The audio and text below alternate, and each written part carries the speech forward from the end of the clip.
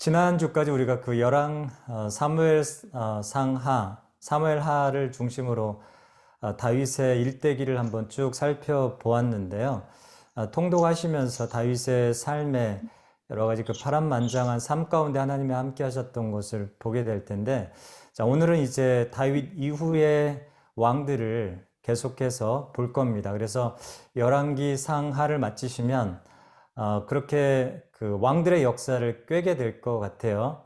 그러니까 왕들의 이름들은 다 기억하지 못할지라도 그 왕들의 역사 속에서 무엇을 관점 중심으로 역사를 썼는가, 네, 그리고 왕들의 역사의 어떤 그 면면들을 보게 될 겁니다. 자, 그래서 오늘 여러분 그 교재를 보시면 244페이지부터 258페이지까지입니다. 244페이지부터 258페이지. 교재, 부교재를 여러분 그 앞에다 놓으시고 또 성경책도 놓으시고요. 자, 그래서 이제 열왕기상부터 열왕기하까지 굉장히 중요합니다. 왜 중요하냐면 여기에 15권이 같이 끼어 있어요. 왜 15권이죠? 열왕기상하에 보시면 솔로몬이 나오죠. 열왕기상에 솔로몬이 나옵니다. 솔로몬이 지었던 지혜서가 3가지가 있어요. 뭐였죠? 잠전하, 그렇죠? 잠언, 전도서, 아가서, 그렇죠? 솔로몬 통치가 1장부터 11장까지입니다. 네, 그래서 솔로몬 통치가 1장부터 11장까지인데 이 1장부터 11장까지를 읽으시고 그 다음에 이어서 솔로몬이 지었던 잠언과 전도서와 아가서를 같이 읽는 겁니다. 그래서 이번 주에는요, 여러분이 통독하셔야 될 그 범위가 열왕기하를 기본으로 하시고 열왕기하 22장까지 읽으시고 잠언과 전도서와 아가서를 읽으시면 되겠습니다. 이해되셨죠? 그래서 잠언과 전도서와 아가서는 따로 이렇게 제가 그 강의는 하지 않겠습니다. 그래서 나중에 혹시 그 신약을 들어가기 전에 잠깐의 어떤 시간이 되면 간단하게 잠언과 전도서와 아가서를 이렇게 훑어보는 시간을 갖겠습니다. 그래서 역사서를 중심으로 그 구약의 역사를 이렇게 꿰가면서 그 파생된 성경의 말씀은 그렇게 같이 통독해 가면 되실 것 같습니다. 그래서 솔로몬 통치 기간에 잠언, 전도서, 아가서 썼다는 거 기억하시고 그 다음에 열왕기 상하를 이렇게 쭉 이어가면서 북이스라엘이 722년에 망하죠. 그렇죠? 그리고 남유다가 587년, 주전 587년에 바벨론에 의해서 멸망하죠. 북이스라엘은 아수르에 의해서 722년에 남유다보다 135년 전에 망하죠. 자, 그래서 이렇게 멸망 직전에 하나님께서 선지자를 보내시죠. 그래서 그 12권의 선지서가 포로기 선지서 5권 빼고 포로 전에 남유다, 북이스라엘 멸망 직전까지 활동했던 선지자들이 12명입니다. 그래서 총 열왕기 상하 2권 플러스 솔로몬 지혜서 3권, 잠언, 전도서, 아가서, 그리고 남유다, 북이스라엘 멸망 직전까지 활동했던 12선지서, 대선지서 플러스 소선지서, 네, 이렇게 12권의 선지서가 있습니다. 그래서 총 몇 권이요? 15권의 열왕기 상하 빼고 총 15권이 함께 이렇게 끼어져 있습니다. 그래서 굉장히 그 구약의 어떤 역사 그 덩어리도 굉장히 크고 그래서 조금 집중해서 우리가 좀 그 열왕기의 역사를 같이 한번 보시면 좋을 것 같습니다. 지금 소리 잘 들리죠? 네. 네네, 좋습니다. 자, 그러면 자, 열왕기 상하를 하기 전에 우리가 그 왕국의 그 1기, 2기, 3기로 한번 나눠볼게요. 왕국의 그 흥망성쇠를 3기로 나눠보겠습니다. 첫 번째 그 1기는요. 1기 통일왕국입니다. 1기 통일왕국. 다윗 때부터 통일 왕국이었죠, 사실은. 그쵸? 네, 사무엘하부터 통일 왕국이 이루어졌습니다. 이제 열왕기 상하에서 기준으로 통일 왕국 시기를 살펴보시면 열왕기상 몇 장부터 몇 장이죠? 솔로몬 통치까지는 남북이 분열됩니까? 안 됩니까? 솔로몬 통치 때까지는 분열이 안 됩니다. 네, 솔로몬이 통치를 잘해서 분열이 안 된 게 아니에요. 네, 분열의 씨는요, 솔로몬이 뿌렸습니다. 네, 그러나 다윗의 하나님께서 다윗을 생각하셔서 솔로몬 때까지는 하나님께서 분열시키지 않는 것 뿐이죠. 사실은 분열의 가장 핵심적인 원인 제공을 한 사람은 솔로몬입니다. 솔로몬 이따 11장에서 볼 거예요. 자, 그래서 열왕기상 1장부터 11장까지가 제1기 통일왕국 시기입니다. 네, 통일왕국 시기가 이 솔로몬 통치 때까지 이어지거든요. 자, 그래서 2기는 그럼 뭐예요? 통일왕국이 지나면 분열이 됐다는 이야기죠. 분열왕국 시대입니다. 여러분 많이 들었을 거예요. 설교 시간에, 성경 공부 시간에 분열왕국. 그래서 남쪽은 유다 지파, 그렇죠? 유다와 베냐민 지파, 이 두 지파가 남쪽을 차지했고요. 남유다라고 하고요. 그 다음에 베냐민 지파와 유다 지파를 제외한 10지파가 다 북이스라엘 지파가 되겠습니다. 남과 북이 한국처럼 이렇게 분열이 되어서 어떤 이 분열왕국 시기가 열왕기상 12장부터요. 솔로몬이 죽고 나서 솔로몬 아들 때부터 르호보암 때부터 분열 왕국이 돼서 언제까지 분열 왕국이 되냐면요. 왕하 열왕기하 17장까지입니다. 이해되셨죠?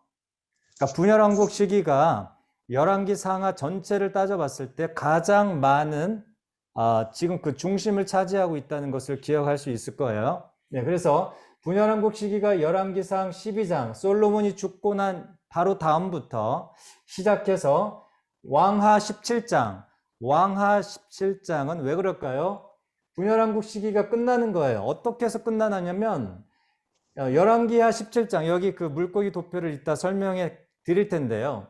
이 열왕기하 17장에서 북이스라엘이 멸망합니다. 호세아 왕, 북이스라엘 왕의 마지막 왕이 호세아 왕인데요. 722년에 아수르에 의해서 열왕기하 17장에 북이스라엘이 멸망하는 사건이 기록되어 있습니다. 그래서 분열왕국 시기를 열왕기상 솔로몬 왕 죽고 나서 르호보암 그 아들 르호보암 왕이 남유다를 다스린 때부터 시작해서 열왕기하 17장 북이스라엘의 마지막 왕 호세아가 죽는 그때까지를 분열 왕국 시기로 본다. 그래서 열왕기 상하에서 가장 많은 분량을 차지하고 있는 그 몸통 부분은 뭐냐면 분열 왕국 시대의 이야기를 담고 있다. 세 번째 3기죠. 마지막 3기는 뭐예요? 마지막 3기는 이제 북이스라엘이 없어졌죠. 남유다 단독 시대입니다. 남유다 단독 시대. 이게 뭐죠? 왕하 18장. 왕하 18장. 이때가 유다만 있는 거죠, 이제. 북이스라엘은 없어요. 남유다 히스기야, 여러분 그 히스기야 기도를 설교 시간에 많이 들었을 텐데요. 이게 왕하 18장부터 나옵니다. 남유다, 북이스라엘이 완전히 멸망해버리고 없어졌어요. 그리고 나서 남유다 단독시대, 남유다만 이제 존재하게 된 거죠. 이때 첫 번째 왕이 히스기야부터 시작합니다. 히스기야 왕부터 마지막 시드기야까지 8유대 왕이 기록이 돼 있어요. 요 부분입니다. 요 부분, 요 꼬리 부분이야. 꼬리 부분. 히스기야 왕부터 마지막 8왕이 있어요. 그래서 시드기야 왕 때 이제 열왕기하 끝에서 남유다도 결국 망하죠. 이게 꼬리 부분입니다. 꼬리 부분. 그래서 열왕기하 18장부터 마지막 열왕기하 25장 열왕기하 끝에까지 남유다 단독 시대가 되겠습니다. 자, 이렇게 하시면 조금 열왕기 상하가 어떤 그 구조로 되어 있는지 조금 이렇게 눈에 들어오시죠. 다시 한번 설명드립니다. 통일왕국 시대 왕국 시기 1기 뭐라고요? 솔로몬이 통치했던 시기. 이게 열왕기상 1장부터 11장의 이야기다.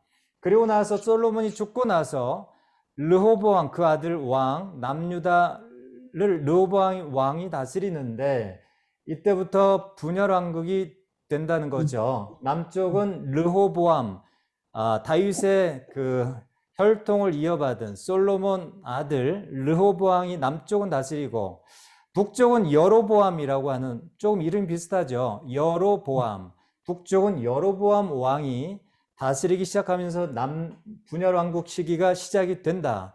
그러면서 이것이 열왕기 하 17장까지 북이스라엘이 아수르에 의해서 722년 망할 때까지의 기록이다. 그래서 이 2기 분열 왕국이 가장 많은 지면을 차지하고 있다. 그리고 마지막 남유다 단독 시대는 북이스라엘이 없어지고 나서 히스기야 왕 때부터 이때가 열왕기 하 18장에서 마지막 25장까지 남유다 단독 시대를 기록하고 있다. 이렇게 1, 2기, 3기를 구분해서 열왕기 상하를 전체로 이렇게 구분 지을 수 있겠습니다. 여기까지 이해되시죠? 자, 그래서 이 그 1기, 2기, 3기에 걸치면서 이제 많은 왕들이 나올 거예요. 그 많은 왕들을 다 외우려고 하지 마시고 큰 사가의 관점, 어떤 관점으로 써 있는지 그리고 주요 왕을 기억하시면 되겠습니다. 그래서 흐름을 이해하시는 그런 관점에서 통독을 하시면 좋겠다. 그래서 그 공부를 좋아하시는 분들은 북이스라엘 왕, 19왕 다 외우셔도 좋고요. 남유다 21왕 다 외우셔도 좋습니다. 아무튼 어쨌든 여러분이 분량껏 한번 해보시면 좋겠고요. 자, 이게 이 물고기 꼬리표인데요. 여러분 교재에 보시면 3번이나 나와 있습니다. 페이지 수로 248페이지 그리고 250페이지 그리고 마지막에 254페이지 이렇게 3번에 걸쳐서 똑같은 그림이 나와 있는데요. 여러분이 한번 공부를 좋아하시는 분들은 이 물고기 꼬리표, 물고기 표를 한번 간단하게 그려보시면 그려보는 것과 그려보지 않는 것은 굉장히 여러분 이해하는 데 있어서 차이를 만들어낼 겁니다. 그래서 한번 심심할 때 전 이런 거 좋아하는데 심심할 때 한번 백지에다가 끄적끄적 한번 해보면서 전체 남유다와 북이스라엘이 어떻게 해서 통일왕국에서 멸망까지 갔는지에 대해서 그림으로 한번 머릿속에 그려 넣어 보시면 좋을 것 같습니다. 자, 크게요. 세 몸통으로 나눌 수 있겠습니다. 첫 번째는 어디냐면요. 이 머리 부분입니다. 머리 부분인데요. 제가 머리 부분을 설명해 드릴게요. 자, 머리 부분은요. 이 머리 부분은 통일왕국 시대입니다. 1기 통일왕국 시대예요. 1기. 이 머리 부분. 이 머리, 몸통, 꼬리. 이렇게 이 열왕기 상하 이 두 권을 머리와 몸통과 꼬리 이렇게 세 등분으로 구분 지을 수 있겠습니다. 자, 그러면 머리부터 설명해 볼게요. 자, 머리는요. 자, 솔로몬이 시작이 됩니다. 열왕기상 1장부터 11장까지 누구 이야기라고 그랬죠? 솔로몬. 네, 솔로몬 이야기로 시작합니다. 다윗은 사무엘 하. 자, 그래서 솔로몬이 시작이 되는데요. 1장부터 11장까지의 이야기입니다. 솔로몬의 이야기는 1장부터 11장. 그러니까 어디겠어요? 바로 여기를 말하겠죠. 1장부터 11장. 이렇게. 네, 이게 누구 이야기요? 솔로몬 통일왕국 시대 이야기하고 있고, 물고기로 말하면 머리 부분을 이야기하고 있다. 이게 통일왕국 시대고 솔로몬의 통치 기간이다. 이게 1장부터 열왕기상 11장까지 이야기다. 그래서 여기 세모에 보시면 솔로몬 국정 통치 기간에 잠언과 전도서와 아가서를 썼으니 한번 읽어보시라. 이런 이야기고요. 그 다음에 솔로몬이 죽고 나서 누가 통치하냐면 남쪽은 누가 통치한다고 그랬어요? 르호보암. 북쪽은요? 북쪽은 누가 통치하냐면 여로보암이 통치합니다. 여로보암. 여로보암은요, 어떤 사람이냐면 솔로몬 때 그 노역을 담당했던, 성전을 건축하고 궁궐을 건축하느라 굉장히 세금을 많이 걷고 부역을 많이 시켰는데 그 모든 총책을 맡고 있었던 사람입니다. 자, 이러한 총책을 맡고 있었던 그 부하였죠. 이 여로보암이 솔로몬 때 이 여로보암이 이 북쪽 10지파를 규합합니다. 그러면서 북쪽에 따로 왕이 되죠. 이렇게 해서 남과 북이 분열이 되는 거죠. 이 분열 왕국, 분열의 어떤 그 이야기를 담고 있는 게 열왕기상 12장부터 14장이다. 네. 이 분열 왕국 총 내용은 어디서 어디까지라고 그랬죠? 열왕기상 12장부터 열왕기하 17장. 여기는요 열왕기상 분열하는 그 모습, 어떻게 분열했는지 그 프로세스, 그 과정을 설명하고 있는 부분은 어디라고요? 여기 12장부터 14장. 네, 12장부터 14장 여기요. 여기 열왕기상 12장부터 14장까지 여로보암이 어떻게 북쪽 10지파를 규합하고 북쪽의 사람들을 따로 분리해서 왕이 됐으며 그 여로보암이 죽기까지의 일, 그게 12장, 13장, 14장까지의 이야기입니다. 그래서 이 머리 부분은요, 머리 부분은 열왕기상 1장부터 14장까지 이야기가 되겠습니다. 이해되셨죠? 네. 제 설명이 그렇게 빠르진 않죠. 제가 오늘 좀 의식적으로 제가 느리게 말을 하고 있어요. 느리게. 너무 빨리 하면 힘드니까 제가 천천히 차분하게 하고 있습니다. 자, 머리 부분 끝났죠? 네? 머리 부분 끝났죠? 자, 이 모든 남북의 분열 왕국에 씨를 뿌린 사람이 누구요? 르호보암, 솔로몬 아들 르호보암이 잘못해서 그런 게 아니라고 그랬어요. 이 남과 북이 분열됐던 가장 거의 199.9%의 잘못은 누가 있다는 거죠? 이 솔로몬 지혜의 왕이 통치 기간에 이 굉장한 실수를 하게 됩니다. 나머지 제가 이따 이 설명하면서 제가 자세히 말씀드릴게요. 자, 솔로몬이 배태한 잘못된 배교의 씨앗이 결국은 남과 북으로 분열되게 하는 그런 뼈아픈 역사를 만들어 갑니다.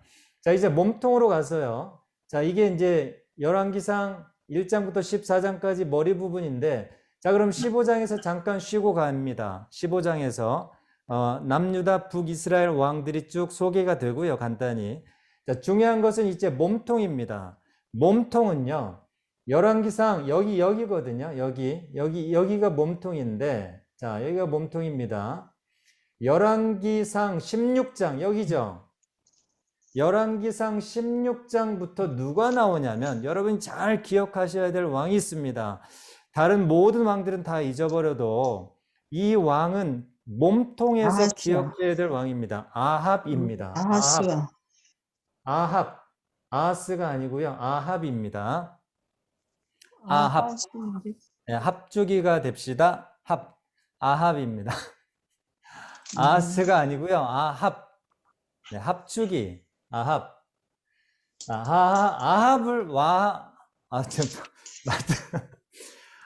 아합을 기억하셔야 됩니다. 아합. 자, 그래서 이 아합과 누가 대치하냐면요. 하나님의 선지자, 능력의 선지자, 엘리야 선지자, 엘리사 선지자가 아합과 대치하는 영적 전쟁을 하는 능력 대결을 하는 그러한 양상으로 이 몸통 부분을 쭉 끌어갑니다. 그래서 몸통 부분이요 굉장히 길어요. 제가 어디까지라고 그랬죠? 열왕기상 16장부터 어디라고 그랬죠? 네? 왕하 15장까지. 왜 왕하 15장까지냐면요. 여기에 두 왕조가 나옵니다. 어떤 왕조냐면 그 책에 보시면 오므리 왕조라고 합니다. 오므리 왕조. 오므리가 누구냐면요. 아합의 아버지입니다. 이해되셨어요? 다시 말하면 오므리 왕조라고 하는 것은 아합 왕조를 뜻합니다. 네, 아합이 중심 인물이에요. 그래서 아합을 낳았던 아버지 오므리 왕조라고 이야기를 하는데, 그래서 오므리 왕조와 예후 왕조 두 사람, 네, 이 오므리 왕조와 예후 왕조가 완전히 일어나면서부터 박멸되는, 멸망되는 그 기간이 어디라고요? 열왕기상 16장부터 열왕기하 15장까지의 이야기입니다. 네, 15장까지 이야기. 그래서 아합 왕조가 어떻게 망하는지, 아합 왕조는 오므리 왕조예요. 오므리 왕조는 아합 왕조입니다. 헷갈리지 마세요. 똑같은 이야기예요. 오므리가 아합의 아버지이기 때문에 오므리 왕조라고 하기도 하고, 중심 인물은 누구다? 아합입니다. 아합. 네, 오므리 왕조라고 왜 하냐면 아합을 낳았던 아버지이기 때문에. 네, 오므리도 왕이에요. 북이스라엘 왕. 그래서 오므리 왕조라고 합니다. 근데 중심 인물은 오므리가 아니고 아합입니다. 아합. 명칭상 오므리 왕조라고 하는 것 뿐입니다. 자, 그래서 이 아합과 예후 왕조가 멸망하는 것까지 누가 대치하냐면요, 엘리야와 엘리사, 하나님의 선지자, 이 두 선지자가 오므리 왕조, 아합 왕조와 예후 왕조가 멸망하는 데까지 계속 관여를 합니다. 대치하는 양상을 보여줘요. 이것이 뭐다? 열왕기 상하의 몸통을 차지하고 있다. 여러분, 왜 이게 본론이겠어요? 여러분, 보통 왕들의 역사를 기록하는 사가라면 왕들의 치정과 공과를 기록하는 것이 주요한 기본 베이스잖아요. 그렇죠? 솔로몬의 공과를 기록해야 되고, 그 다음에 아합의 공과, 오므리의 공과, 르호보암의 공과, 모든 열왕들의 공과를 기록하는 것이 기본적인 관점인데 그렇게 기록하지 않았다는 거예요. 네? 그 관점이 중요하다는 거예요. 어떤 관점이요? 왜 이스라엘은 멸망의 길로 갔는가? 이것에 대한 질문을 하고 그것에 대한 원인 분석을 하는 관점이 주요 관점이라는 거예요. 그래서 이 몸통 부분에 있어서 왜 이스라엘이 멸망의 길로 갔는가? 이스라엘, 북이스라엘이, 네, 남유다를 포함해서 이 특별히 북이스라엘이 왜 멸망의 길로 갔는가라고 하는 것을 중점적으로 기록하기 위해서 이 몸통 부분을 굉장히 많이 할애했다. 이해되십니까? 네. 자, 그러면 왜 아합이 이 몸통 부분에서 굉장히 많은 지면을 차지했냐면요. 제가 이 아합 16장에서 할 때 이야기해 드리겠습니다. 아합이 아내가 누구죠? 왕비가 누구죠? 여러분, 그 유명한 이세벨을 기억하셔야 됩니다. 이세벨은요, 이방 여인이에요. 순위계 사람이거든요. 네.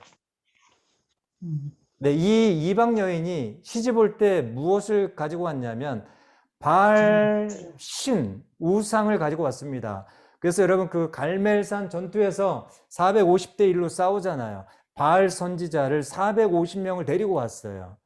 그러니 여러분, 이 16장부터 이 이스라엘 땅의 영적인 기운이 완전히 어떻게 됩니까? 하나님을 버리고 바알신을 따르게 되는 완전히 영적인 그 전환점이 바로 이 16장의 아합 시대부터 일어납니다. 그래서 이 아합이 어떤 통로냐면 이스라엘 땅 가운데 우상을 가져오는 아주 주요한 통로가 돼요. 아합이. 그러면서 이 아합의 길로 사람들이, 모든 북이스라엘의 왕들이 아합의 길로 갑니다. 이해되셨어요? 그래서 이 아합과 함께 치열한 영적 정쟁을 했던 사람이 누구다? 엘리야 선지자, 엘리사 선지자. 이 사람들은 하나님이 여호와께서 야훼만이 주이시다라고 하는 것, 야훼를 섬길 때, 하나님 여호와를 섬길 때 이스라엘 백성이 다시 멸망하지 않고 살 수 있다는 것을 보여준 증인, 네, 이것이 바로 엘리야와 엘리사 선지자거든요. 그래서 아합과 엘리사, 이 계속 대치 국면이 열왕기하 그 중반까지 나가요. 이게 몸통을 차지하고 있다. 몸통을 차지하고 있다. 이해되셨죠? 자, 이것입니다. 그래서 꼬리 부분은요. 꼬리 부분은 뭐예요? 마지막인데 이거는 뭐예요? 멸망을 이야기합니다. 멸망, 마지막. 이제 남유다 단독 시대를 포함해서, 그렇죠? 자, 멸망을 이야기하는데, 보시면, 잘 보세요. 열왕기하 17장에서 북이스라엘이 멸망하죠. 그러면서 북이스라엘이 없어짐으로 인해서 히스기야 때부터 열왕기하 18장부터 마지막 25장까지 꼬리 부분인데요. 이때 8유대왕이 나오죠. 8유대왕. 네, 8유대왕이 나오는데 이때 선지자들이 대거 등장합니다. 7선지자. 네, 7선지자. 이사야, 예레미야를 중심으로 해서 미가 선지자, 하박국 전부 다 등장합니다. 그래서 7선지서가 나와요. 7선지서. 7선지서. 이 몸통 부분에서는 북이스라엘 여로보암 시대 때, 여로보암 2세 때, 그죠? 2세 때 새 선지 나오죠. 북이스라엘, 호세아, 아모스, 요나 선지자. 이 세 선지자가 몸통 부분에서 여로보암 2세 때 활동했던 선지자고요. 유다 선지자 중에서는 유다 여기 보시면 여호람 때 가장 먼저 쓰여진 게 뭐죠? 오바댜. 네, 요엘 선지자. 예, 두 선지자가 유다에서 활동했던 선지자. 5선지자죠. 5. 그죠? 몸통에서는 5선지자가 나오고요. 그다음에 꼬리 부분에서는 7이 나옵니다. 그래서 총 12선지서, 12선지서. 이해되셨죠? 자, 선지서까지는 이제 다음 열왕기하 할 때 제가 다시 자세히 설명해 드리겠습니다. 자, 이렇게 열왕기 상하가 흘러간다는 것을 이해하시면 되겠습니다. 자, 그러면 열왕기 상 이제 하고 마치겠습니다. 열왕기 상 하고 마치겠는데요. 자, 물고기 편 이해 못하셨다고 해도 괜찮습니다. 제가 다음 시간에 또 한번 물고기 편을 한 번 더 자세하게 그림으로 설명해 드리겠습니다.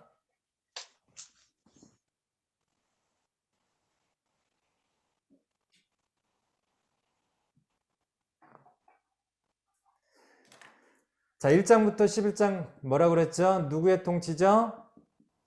솔로몬의 통치입니다. 그리고 통일왕국 시대죠.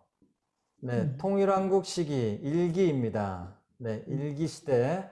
자, 그러면 솔로몬이 어떤 통치를 했는지 1장부터 11장까지 쭉쭉 한번 보도록 하겠습니다. 자, 1장부터 다윗이 이제 마지막 때가 돼요. 연로해서 기력이 없고 사리 분배를 잘 하지 못합니다. 자, 이런 상황에서 솔로몬이 즉위합니다. 솔로몬 즉위.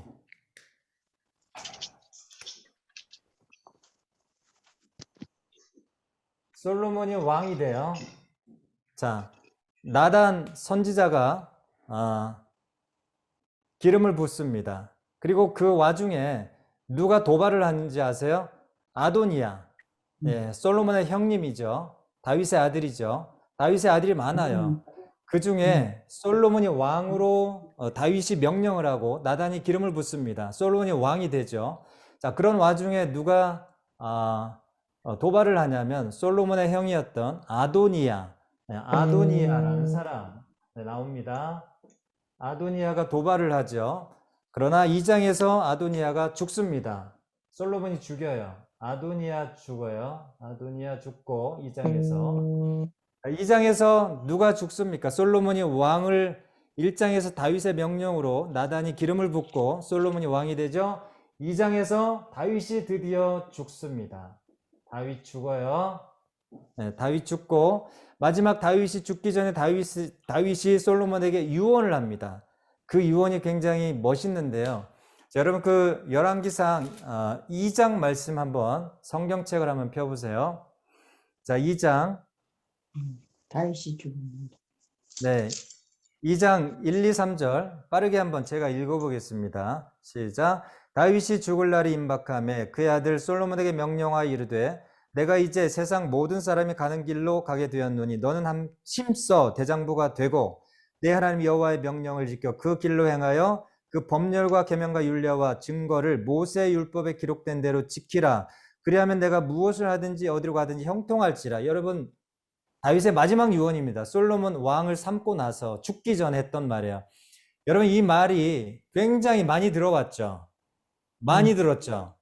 네. 여호수아에게도 이 말을 하나님께서 직접 하셨고, 그리고 제가 지난주에 이야기할 때 가나안 땅에 들어가기 전까지 새 언약이 있다고 그랬습니다. 큰 새 언약. 첫 번째, 출애굽기 19장의 시내산 언약.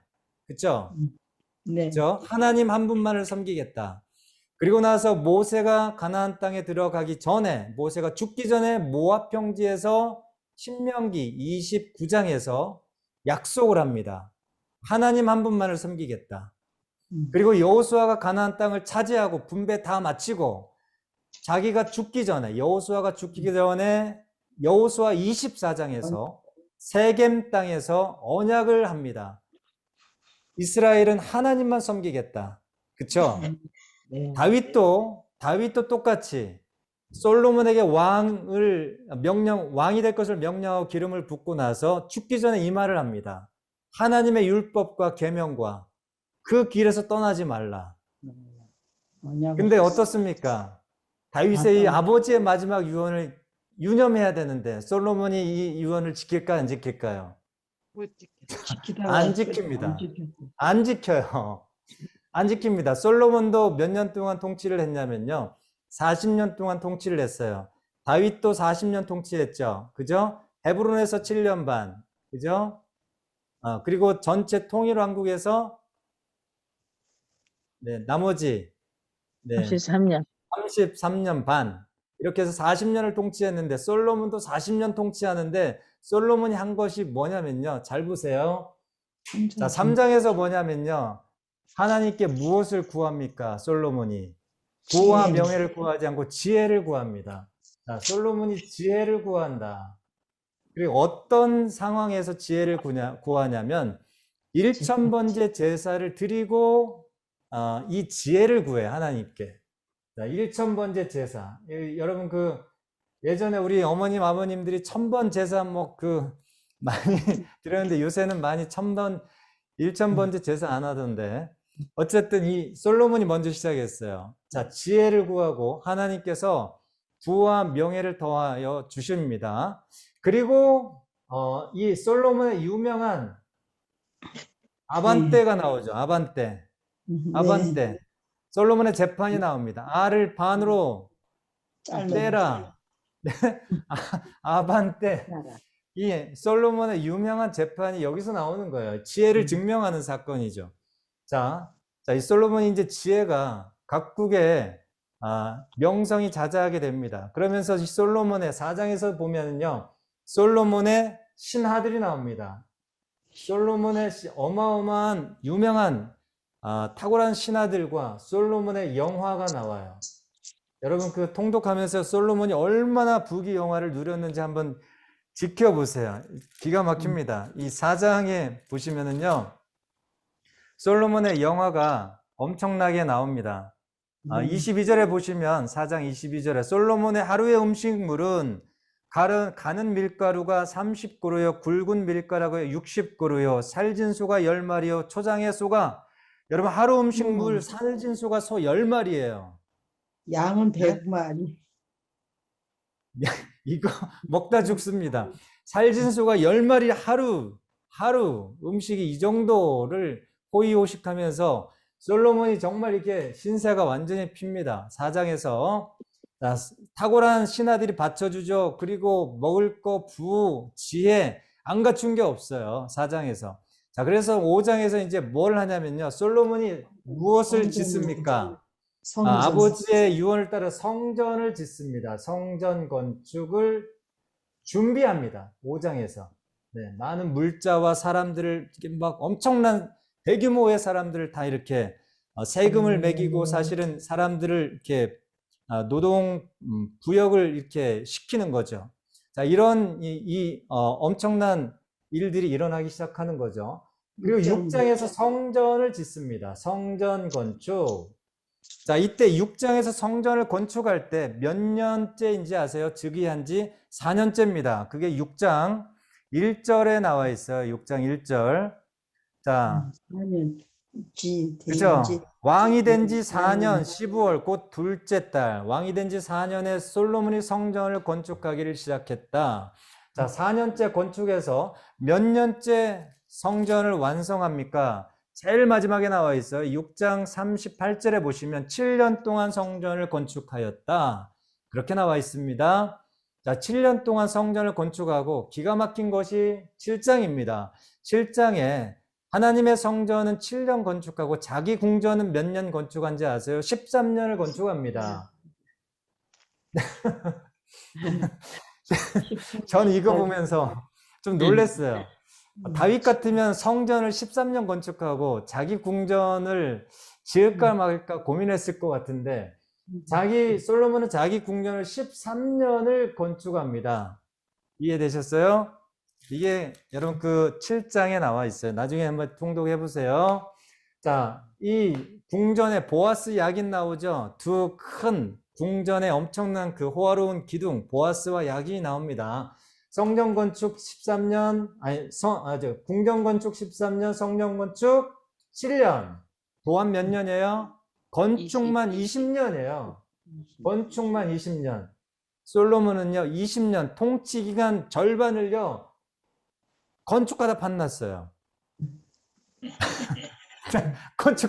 성전 건축은 7년밖에 안 되는데 자기 궁전 13년 건축하고 성전 건축 7년 플러스해서 20년 통치 기간의 절반을 건축하다 판났고 그 다음에 건축 4년째 건축했잖아요. 4년째 건축 시작했잖아요. 그러면 4년 동안 뭐 했겠어요? 성전 건축 준비했겠죠.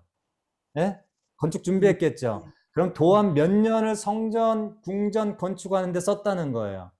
24년을 건축한 거예요. 24년을 건축에다가. 그럼 나머지 16년은 뭐에다 쓴 거예요? 나머지 16년. 네? 나머지 16년. 여인천하, 여인천하, 네? 뉘런 첸샤, 여인천하에 16년의 삶을 살았고 이게 배교의 길이었습니다. 배교.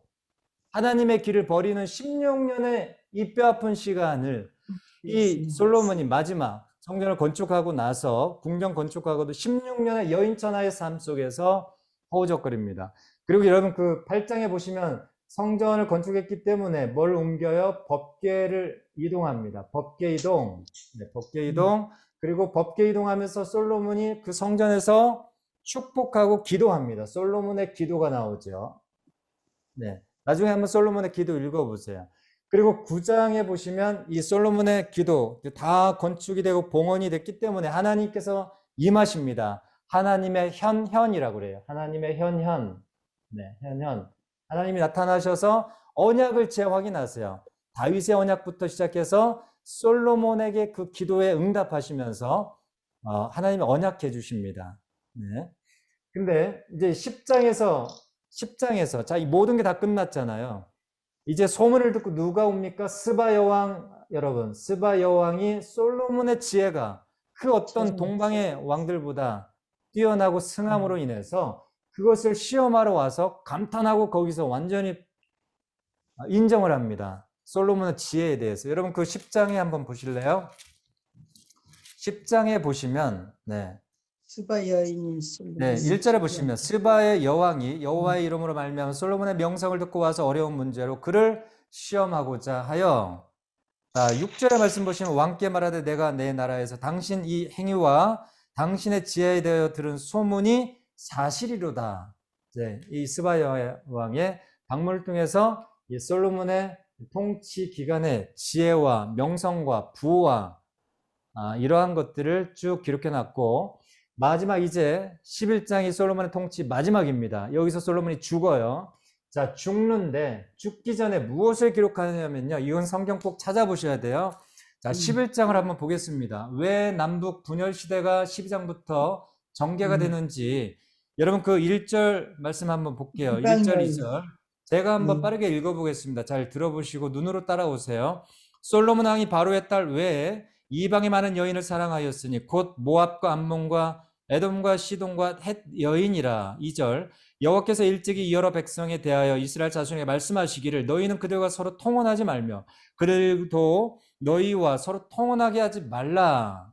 말라고 했는데 글쎄. 그들이 반드시 너희의 마음을 돌려 그들의 신들을 따르게 하리라 하셨으나 솔로몬이 그들을 사랑하였다. 하나님을 사랑한 게 아니라 다윗의 아버지의 유언을 들은 게 아니라 그 여인들 속에 빠졌다는 거죠. 그래서 3절의 말씀 보시면 제가 왜 여인 천하라고 했냐면요. 진짜 천명이에요. 3절 보시면요. 왕은 후궁이 700명이요. 첩이 300명. 도합 몇 명이죠? 1000명입니다. 제가 그래서 여인천하라고 한 거예요. 제가 그냥 여인천하라고 한 거 아니에요. 이 기록상에 여인이 1000명이었습니다. 후궁과 첩을 다해서. 근데 그 첩들이 어떻게 했냐면요. 저 5절, 6절, 7절, 8, 5, 6, 7절 보시면 우상의 목록이 나와요. 자, 5절에 보시면 아스라도, 그 다음에 밀곰, 그 다음에 7절에 보시면 모압에 가정한 그모스, 몰록, 이런 엄청난 이방의 잡신들이 다 들어옵니다. 다 들어와요. 그래서 솔로몬 때부터 이 그 분열 왕국의 그 씨앗이 솔로몬이 심어 놓은 겁니다. 솔로몬이. 솔로몬이 전 좀 밉습니다. 네, 그렇게 좋게 보이지 않아요.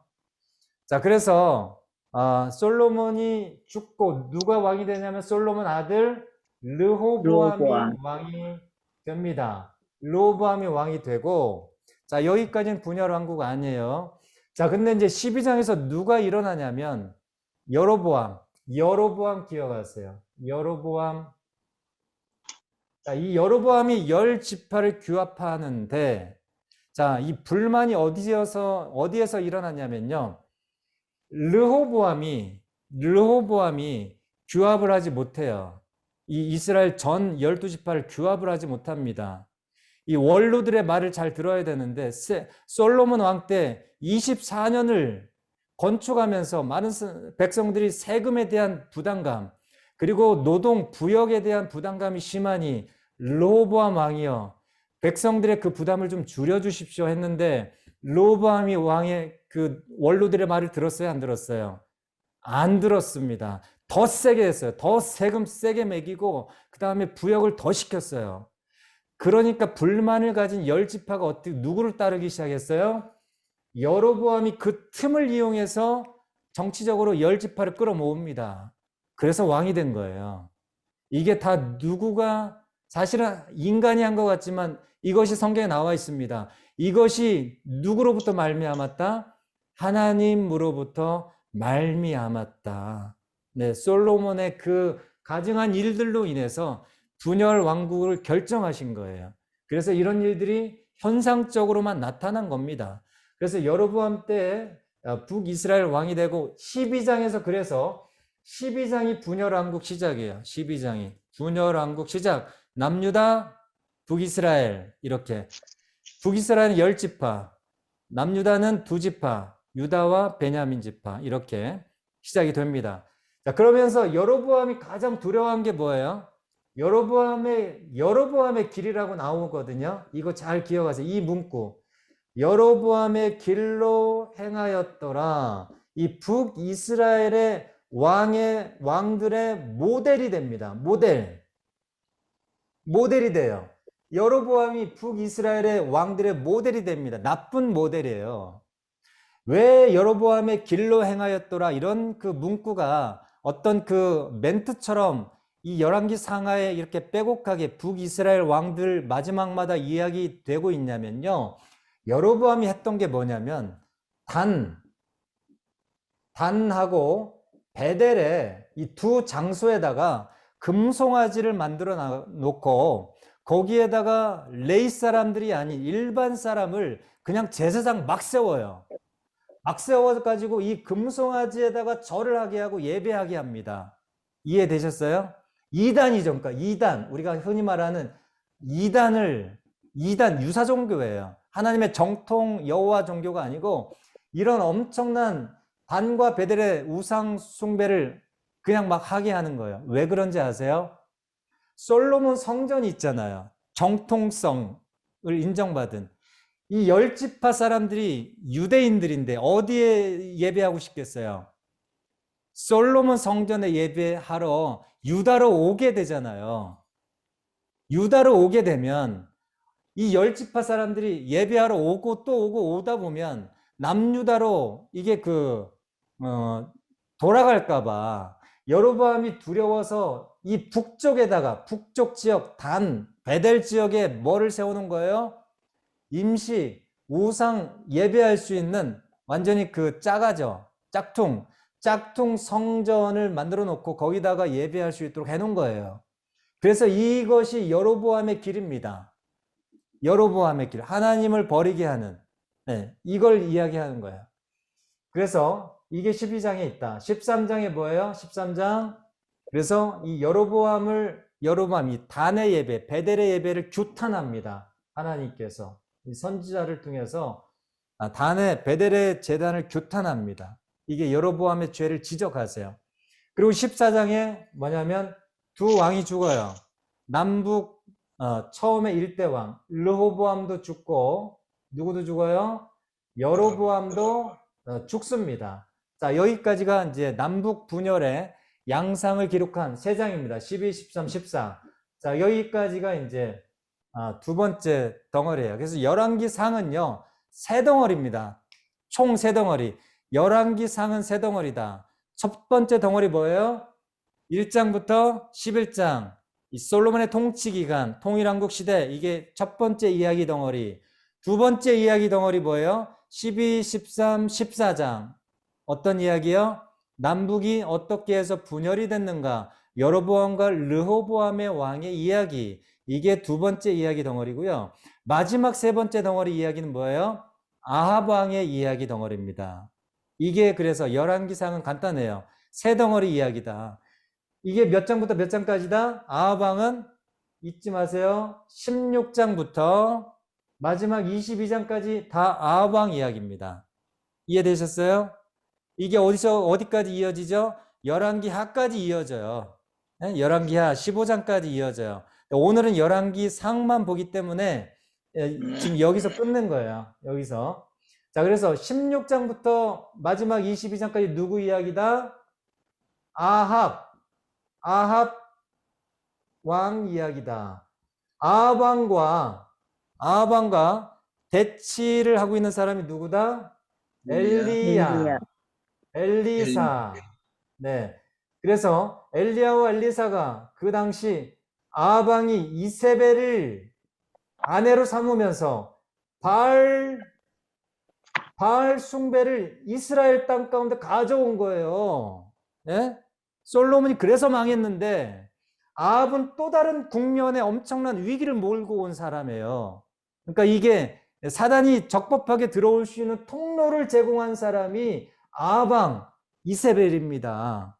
그래서 이 아합과 대치, 영적인 하나님을 정말 왕으로 모시고 있는 이 엘리야와 엘리사 능력의 선지자를 통해서 여호와 그분이 오직 하나님 한 분이시다 하는 것을 증명한 이야기가 이 지금 16장부터 마지막 몸통 이야기라는 거예요.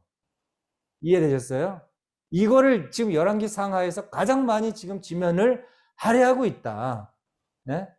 그래서 왕들의 공과를 기록하는 것은 그것의 그 중점이 아니고 이것 16장부터 22장까지 하나님만이 왕이시다. 너희들이 섬겨야 될 사람은 바알이나 몰렉이나 아세라 선지자가 아니고 배교하지 말고 하나님 한 분만을 섬겨라 제발. 네, 이거를 지금 계속 이야기하고 있는 거예요. 그래서 15장은 이제 잠깐 쉬어가는 타이밍입니다. 이 15장은 간단히 여로보암이 죽고 누가 왕이 됐고 르호보암이 죽고 누가 왕이 됐는지 이야기하는 거예요. 이해되셨어요? 그래서 유다 왕에서는 아비암, 아사 왕이 이제 그 뒤를 잇고요. 북이스라엘에서는요, 누가 왕이 되냐면, 나답 이제 여로보암을 뒤 있고요. 그 다음에 바사가 그 다음을 잇습니다. 이거는 그냥 보시면 돼요. 외우지 않으셔도 돼요. 자, 이제 16장부터 아합이 왕이 되는데, 아합이 이제 다스리기 시작합니다. 17장에서 16장 한번 볼게요. 자, 시간이 좀 없긴 한데, 16장.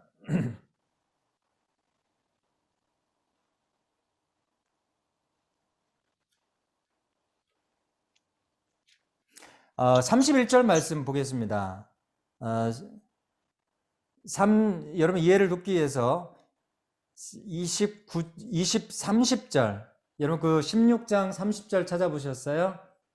네. 성경. 16장 30절, 31절을 제가 읽을게요. 제가 빨리 읽을게요. 자, 오므리 아들 아합이라고 그랬죠? 제가 설명했던 겁니다. 오므리의 아들 아합이, 그래서 오므리 왕조라고 하는 거예요.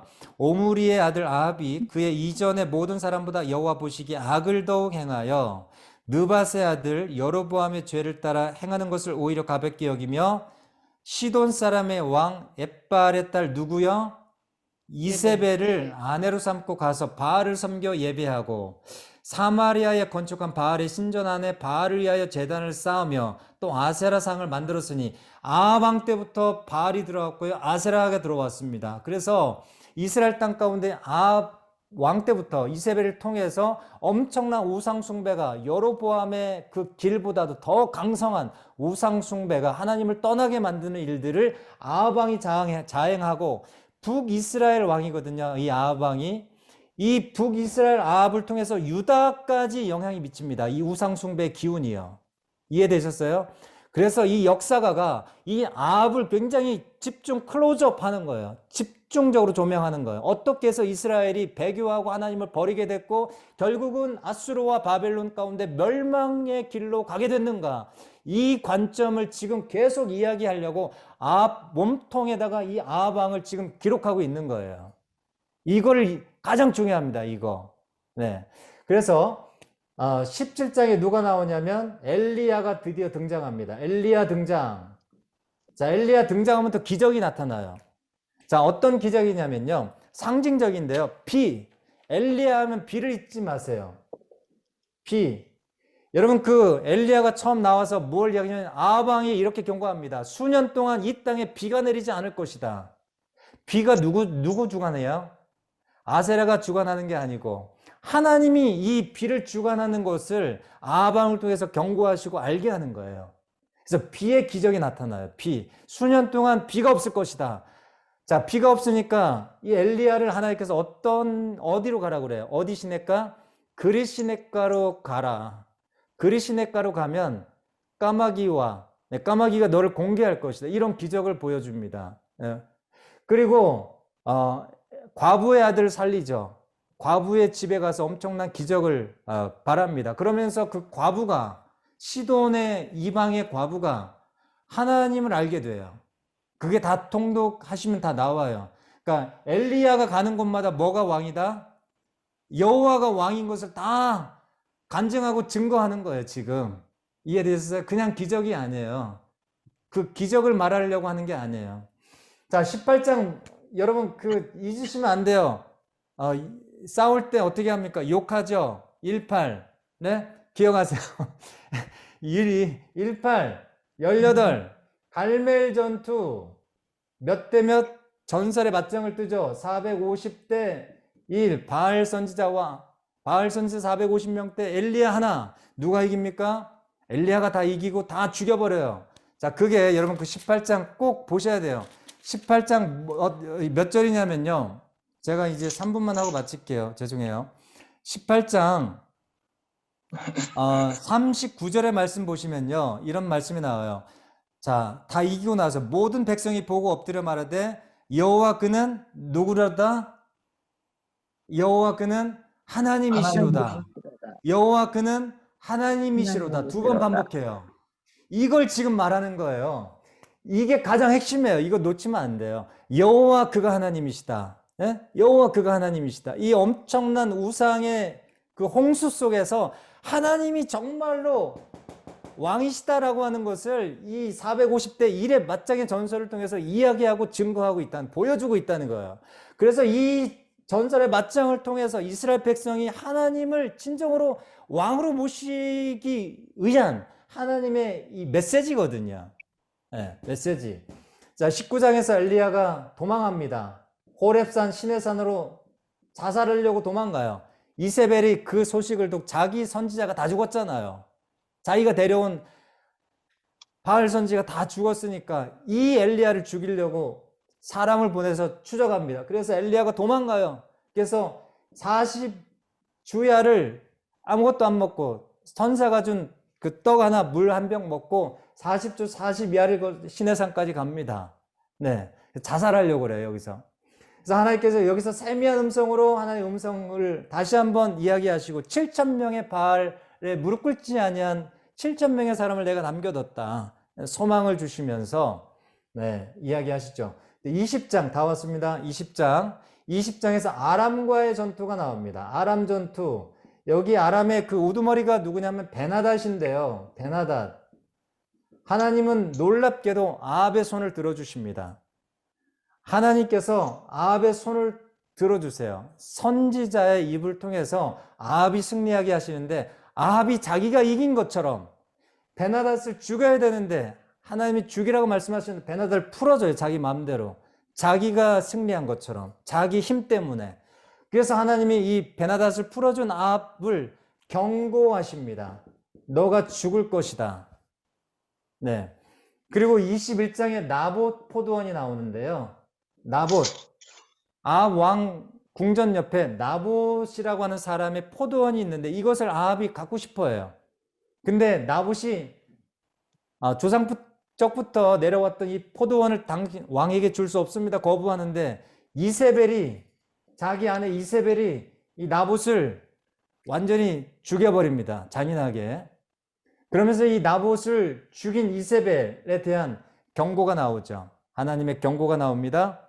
엘리야가 경고하죠. 그리고 마지막에 누가 죽냐면 아합이 죽어요.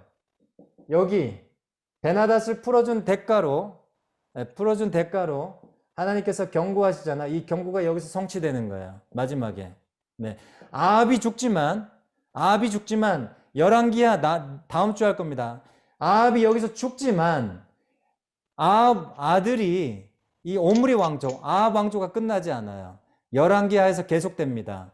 이 아합 왕조가 끝나고 예후 왕조가 끝나는 그 지점이 어디냐면 열왕기하 15장 몸통이에요. 이게 엘리야와 엘리사가 계속 갑니다.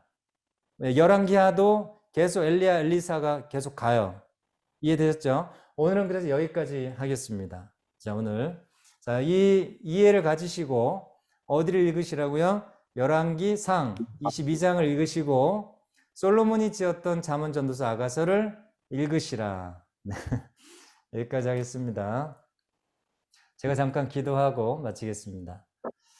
하나님 감사합니다. 우리 열왕의 이야기를 통해서 하나님 한 분만을 섬기는 것이 얼마나 우리에게 행복이고 얼마나 이것이 특권이며 우리의 인생의 호흡이 닿는 날까지 하나님 한 분만을 섬기고 예배하는 것이 얼마나 복된 주의 길인 것을 다시 한번 저희들 깨닫고 결단하는 그런 시간 될 수 있도록 도와주옵소서. 감사하며 예수님의 이름으로 기도합니다. 아멘.